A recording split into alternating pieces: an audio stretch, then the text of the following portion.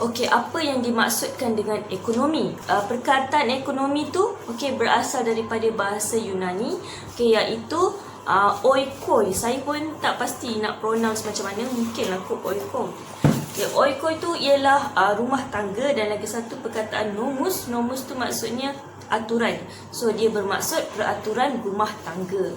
Okey, so kita boleh takrifkan ilmu ekonomi itu sebagai salah satu bidang sains sosial. Bidang sains sosial ni kita boleh cakap juga sebagai sains kemasyarakatan ataupun kajian sosial, kajian kemasyarakatan. Senang cerita, sains sosial ni untuk kaji bidang kemanusiaan lah. Sebab apa nak kaji bidang kemanusiaan? Sebab manusia ni dia mempunyai hubungan yang orang kata kompleks dan rumit.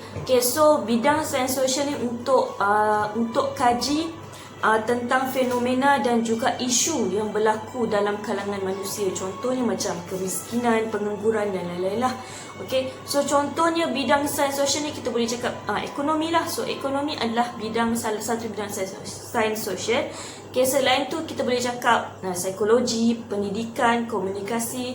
So itu adalah antara cabang ataupun bidang sains sosial. So kita boleh takrifkan ilmu ekonomi tu ialah salah satu bidang sains sosial untuk mengkaji macam mana nak mengurus sumber ekonomi yang terhad. Macam mana nak uruskan sumber ekonomi yang terhad untuk memenuhi kehendak manusia yang tidak terhad. So kehendak manusia ni ataupun human wants ni unlimited, dia tidak terhad. Manusia sentiasa tidak puas dengan apa yang dia miliki. Dia sentiasa nak lagi dan lagi-lagi. Sebab tu kita cakap kehendak manusia itu tidak terhad. Tapi kita mempunyai sumber kita mempunyai sumber ekonomi yang terhad. Sumber ekonomi itu ialah faktor pengeluaran. Contohnya macam contohnya macam buruh, tanah, modal, usahawan. So sumber ekonomi inilah yang bagi apa yang kita nak. Tapi sumber ekonomi ni dia tak cukup. Dia terhad. Dia terhad, tak cukup, tak mampu untuk menampung kita punya kehendak manusia yang sangat tidak terhad.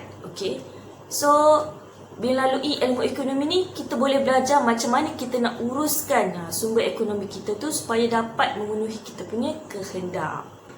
So kita cerita pula pasal ahli ekonomi. So ahli ekonomi ni ialah orang-orang ni ataupun tokoh-tokoh ilmuwan yang mengkaji tentang ilmu ekonomi. So diorang ada teori-teori diorang yang tersendiri. So ahli ekonomi yang paling terawal, yang antara yang terawal lah, ialah ahli ekonomi klasik. So antara tokoh yang orang kata famous lah dalam ahli ekonomi klasik ni ialah Adam Smith. So you all boleh tengok dekat gambar. Inilah muka Adam Smith. So yang rambut bergulung tu, betul lah rambut dia. So Adam Smith ni ialah antara tokoh yang agak paling famous lah dalam ahli ekonomi klasik. So ada banyak lagi tokoh-tokoh lain selain Adam Smith. Tapi dia ni yang paling orang kata menyelah. So Adam Smith ni dia ada karya dia yang tersendiri. Dia ada buat buku ataupun karya. So nama karya dia ialah An Inquiry into the Nature and Causes of the Wealth of Nations, ataupun lebih dikenali sebagai The Wealth of Nations. So karya dia ni pada tahun 1776. So ni karya yang paling orang kata famous jugalah. So kita tengok apa teori sebenarnya, pasal apa teori ahli ekonomi klasik ni. So ahli ekonomi klasik ni diorang menganggap yang ilmu ekonomi ni sebagai sains kekayaan.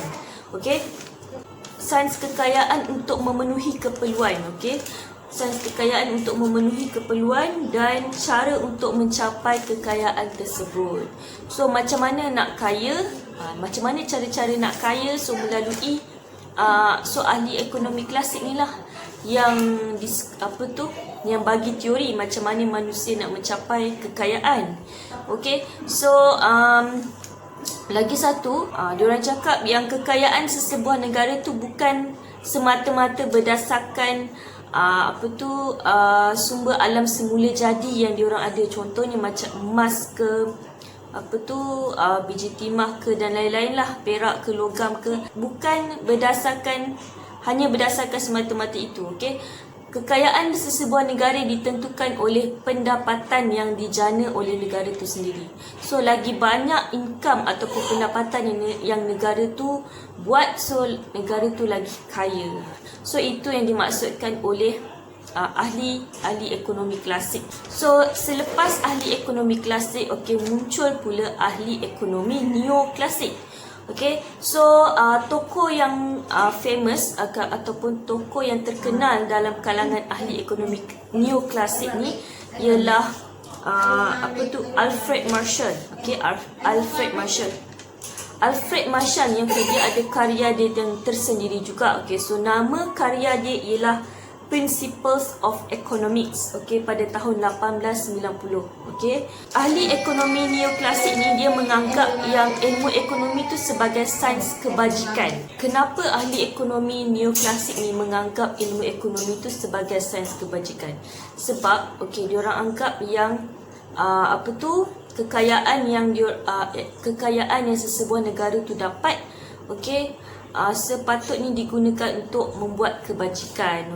So kekayaan tu digunakan untuk mencapai matlamat. Bukan yang diorang nak kaya semata-mata, tapi diorang anggap yang kekayaan yang negara tu dapat boleh memberi kebajikan kepada masyarakat lah. Ahli-ahli ekonomi neoklasik ni, diorang mempunyai teori tentang penawaran dan permintaan ataupun supply dan demand. So start daripada diorang lah. Diorang kemukakan teori ni, penawaran dan permintaan. So penawaran dan permintaan ni lah yang menentukan penggunaan barang dan perkhidmatan. Lepas tu pasal pengeluaran, harga, pengagihan pendapatan dalam pasaran. So selepas ahli ekonomi neoklasik, so beralih pula kepada ahli ekonomi moden. So ahli ekonomi moden ni tokoh dia ialah Paul Samuelson. So Paul Samuelson ni dia pun ada karya ataupun buku dia yang tersendiri juga. So karya tu nama dia Foundation of Economic Analysis pada tahun 1947. Ahli ekonomi moden ni dia menganggap ilmu ekonomi tu sebagai sains kekurangan dan pilihan. Dia berkaitan dengan kekurangan dan pilihan. Ataupun teori dia berkaitan dengan gelagat manusia. Macam mana manusia tu handle kekurangan yang ada. Macam mana manusia ataupun cara masyarakat tu memilih dan mengurus sumber ekonomi yang terhad, dan juga kegunaan alternatif. Maksudnya apa pilihan yang diorang ada untuk mengatasi kekurangan tu. So kita dah belajar 3 tokoh ataupun ahli ekonomi. So tadi ada ahli ekonomi klasik, lepas tu ada ahli ekonomi neoklasik, lepas tu ada pula ahli ekonomi moden. So ketiga-tiga ahli ekonomi tu diorang ialah tokoh ekonomi barat. So sekarang ni kita cerita pula pasal tokoh ekonomi Islam. So tokoh ekonomi Islam yang paling terkenal ialah Ibnu Khaldun, ataupun nama sebenarnya ialah Abdul Rahman Ibnu Muhammad Ibnu Khaldun. So dia lahir pada tahun 1332 dan meninggal dunia pada tahun 1406. So dia juga ada karya dia yang tersendiri, ataupun dia menghasilkan buku ataupun karya yang berjudul Muqaddimah. So Muqaddimah ni ialah karya yang paling terkenal, dan juga Ibnu Khaldun ni ialah antara ahli ekonomi ataupun tokoh ekonomi yang terawal di dunia. Dia lebih awal daripada ketiga-tiga ahli ekonomi barat tadi. So teori yang dikemukakan oleh Ibnu Khaldun ni, Ibnu Khaldun amat menekankan kekayaan. So sebab dia kata kalau negara tu kaya, negara tu boleh menjana pendapatan, dan juga kekayaan negara tu boleh digunakan untuk pembangunan ekonomi sesebuah negara. So kekayaan tu penting untuk meneruskan kelangsungan hidup, untuk meneruskan hari-hari mendatang perlukan kekayaan. Dan juga Islam amat menuntut umatnya mencari rezeki. So Ibnu Khaldun ni juga dia kaji jatuh bangun negara Islam yang sebelum tu, macam Abbasiyah ataupun Umayyah. Dia kaji macam mana negara tu boleh jatuh dan macam mana negara tu boleh kaya raya. Okay, so melalui kajian tu dia tahu kepentingan kekayaan kepada sebuah negara. So kekayaan yang Ibn Khaldun tu maksudkan ialah kekayaan dari segi harta ataupun wang. Okey, so kekayaan ni penting sebab kekayaan ni dia menjadi modal penting kepada pembangunan sesebuah negara. Okey, so Ibn Khaldun juga berpendapat yang untuk menjadi kaya, untuk mendapatkan pada waktu tu kekayaan tu dalam bentuk emas dan logam. So untuk mendapatkan emas dan logam tu perlukan tenaga buruh. Okay, so Ibn Khaldun dia berpendapat yang tenaga buruh ni amat penting untuk menghasilkan sesuatu kekayaan. Ibn Khaldun ni dia tekankan bab pengeluaran tau. Okay, so dia tekankan konsep untung dan rezeki lah. Okay, untung tu dapat daripada hasil yang diperoleh, dan juga rezeki tu bila untung tu dapat dimanfaatkan bersama. Ibn Khaldun juga berpendapat ada 3 sektor yang boleh menguntungkan sesebuah negara. Bermaksud 3 sektor ni dia dapat meningkatkan ekonomi sesebuah negara tu. So 3 sektor tu ialah sektor pertanian, kesenian dan juga perdagangan. Ibn Khaldun berpendapat yang seseorang tu perlu mempunyai kepakaran yang lebih daripada satu bidang.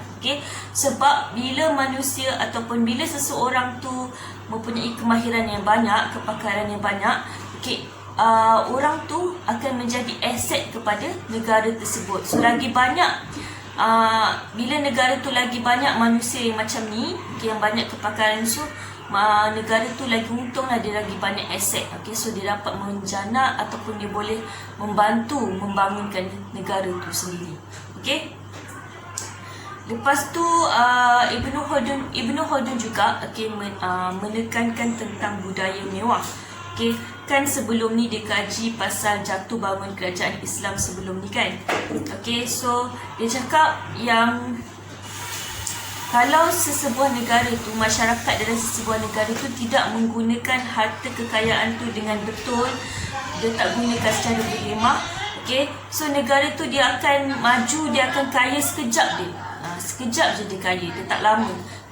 Sebab bila nilai agama masyarakat tu mundur, bila nilai agama tu kurang, lepas tu semangat kekitaan tu ataupun semangat asabiah. Masa dulu kalau kita cakap asabiah ni ialah semangat semangat yang berpuak-puak. Orang Arab dulu suka berpuak-puak. So bila sikap berpuak-puak tu tinggi, lepas tu agama kurang, so itu yang akan menyebabkan kehancuran ekonomi sesebuah negara. Budaya mewah ni akan bunuh ekonomi sesebuah negara kalau masyarakat tu tak menggunakan sumber kekayaan yang diorang ada dengan betul ataupun secara berhemah. Ibn Khaldun juga menekankan tentang prinsip keadilan. Ibn Khaldun ni berpendapat yang pemimpin negara tu perlu adil dalam mengadilkan hasil ataupun pendapatan negara. Maksudnya pendapatan negara ataupun income yang negara tu dapat perlu diagihkan dengan secara adil. So sebab bila tidak diagihkan secara adil, munculnya ketidakadilan. So ketidakadilan ni boleh bawa kehancuran dalam masyarakat. So Ibn Khaldun juga menekankan tentang hal percukaian. So percukaian yang Ibn Khaldun maksudkan ialah sedekah, lepas tu cukai tanah ataupun orang panggil haraj, lepas tu cukai pemberian hak bersuara ataupun jizyah. So cukai-cukai ni pentinglah untuk meningkatkan lagi pendapatan negara. Tapi cukai ni dia tak boleh lebih-lebih. Dia kena ikut syariat. Kalau macam dia ubah ke, kalau dia tambah ke apa, kalau menyebabkan cukai tu semakin meningkat, so bila cukai meningkat, pendapatan negara akan terjejas, sekaligus ekonomi pun akan terjejas teruk lah. So Islam juga amat menekankan zakat, di mana zakat ni untuk menolong orang-orang yang susah. Zakat ni untuk kebajikan masyarakat Islam.